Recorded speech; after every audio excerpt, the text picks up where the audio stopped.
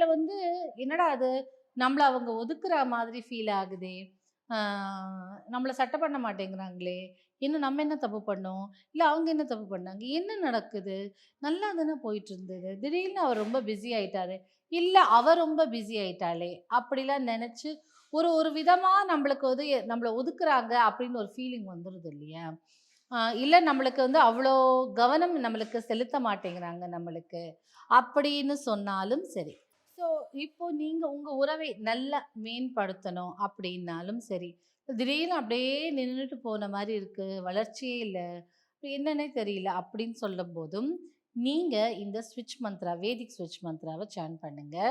இந்த ஸ்விட்ச் மந்த்ரா என்னன்னு பார்த்தீங்கன்னா, காமி காமப்ரதா ஆனந்த் அப்படிங்கிற மந்திரத்த சான் பண்ணிட்டே வந்தீங்கன்னா, உங்க ரிலேஷன்ஷிப் அப்படியே நின்னு போச்சு. இல்ல திடீர்னு பேக்வர்ட் போன மாரி ஆயிடுச்சு. அப்படிலாம் இருக்கும்போது, அந்த ரிலேஷன்ஷிப்குள்ள ஒரு அண்டர்ஸ்டாண்டிங் வந்து, ஒரு புரிதல் வந்து, நம்ம அந்த ரிலேஷன்ஷிப் நல்ல ஒரு மேலும் மேல்படியா இம்ப்ரூவ் பண்றதுக்கும், நல்ல ஒரு மியூச்சுவல் லவ் இருக்கிறதுக்கும் இது பெரும் அளவில உதவும். காமி காமப்ரதா ஆனந்த்.